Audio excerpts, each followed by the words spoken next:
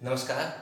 आज इंटर के बच्चों के लिए, ट्वेल्थ वालों के लिए हम एक चीज़ लाए हैं। ऐसे डेरिवेशन आते रहेंगे, आप देखते रहेंगे, इसको संबंधित न्यूमेरिकल भी करते रहेंगे। जो दिक्कत होगी आप हमसे संपर्क कर सकते हैं।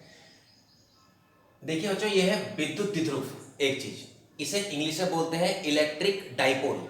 विद्युत द्विध्रुव, इलेक्ट्रिक डाइपोल। ये ऐसी व्यवस्था है जब दो बिंदु आवेश छोटे से बराबर परंतु विपरीत, एक माइनस क्यू है और एक प्लस क्यू, दो बराबर परंतु विपरीत छोटे से सूक्ष्म आवेश एक दूसरे से आपस में अल्प दूरी 2l दूरी, यहां पर l दूरी नहीं है, 2l है दूरी, अल्प दूरी पर रखे हों तो इस व्यवस्था को विद्युत द्विध्रुव कहते हैं। Two small equal but opposite charges are situated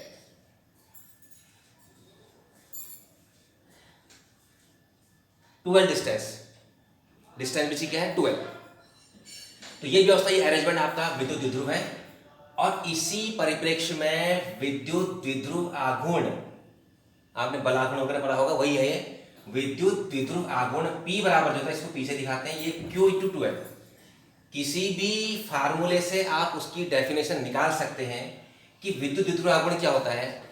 विद्युत द्विध्रुव के किसी भी एक आवेश तथा उन दोनों आवेशों के बीच की दूरी का गुणनफल उस अरेंजमेंट का, उस व्यवस्था का, उस विद्युत द्विध्रुव का विद्युत द्विध्रुव आघूर्ण कहलाता है। तो P = Q × 2l। तो हम अंकों को शुरू में लिखते हैं, तो P बराबर 2QL, P = 2QL भी लिख सकते हैं इसको।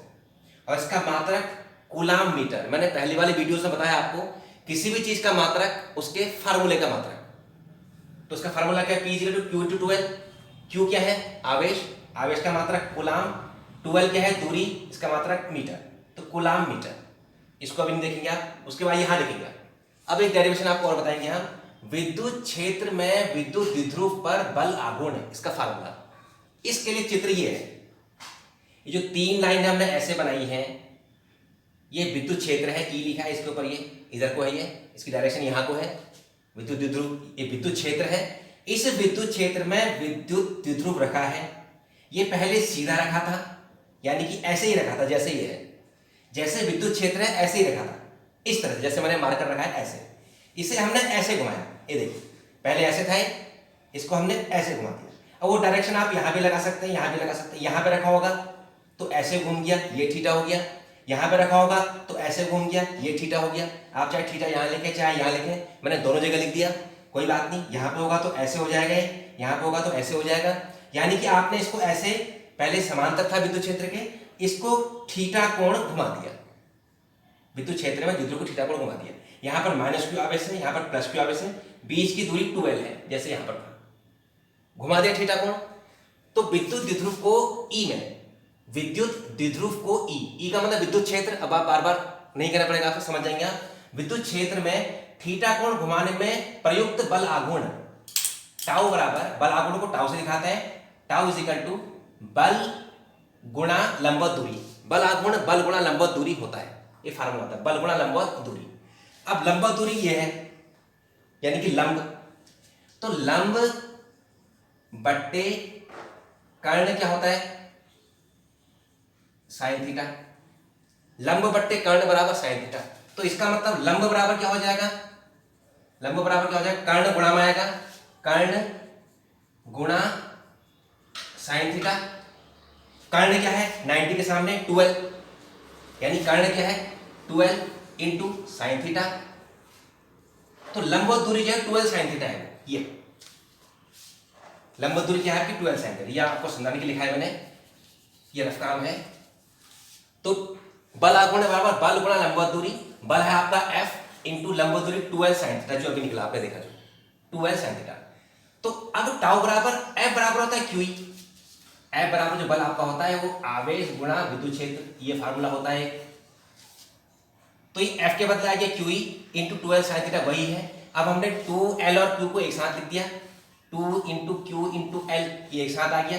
E बाद में कर दिया, 1 2 3 4 चीजें, 1 2 3 4 चीज यहाँ भी है, 2QL एक साथ लिख दिया, E बाद में दिया साइन थीटा। तो 2QL = P, जो यहाँ है विद्युत द्विध्रुव आघूर्ण, ठीक हो गया।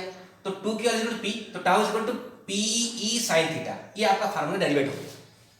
तो विद्युत क्षेत्र में विद्युत द्विध्रुव पर जो बल आघूर्ण लगता है टाउ बराबर वो होता है पीई साइन थीटा। दो कंडीशन यहां पर होंगी, when theta is equal to zero, sine में सबसे कम मान जीरो, साइन जीरो का होता है, जब थीटा जीरो होगा तो साइन जीरो जीरो होता है, तो tau is equal to zero हो जाएगा।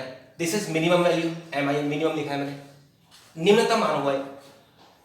और when theta is equal to 90 degree, sine में 90 डिग्री मैक्सिमम मान होता है, उच्चतम मान 90 अंश होता है, तो when theta is equal to 90 degree then tau is equal to P into sin 90 sin 90 1, तो tau is equal to P, ये मान मैक्सिमम है।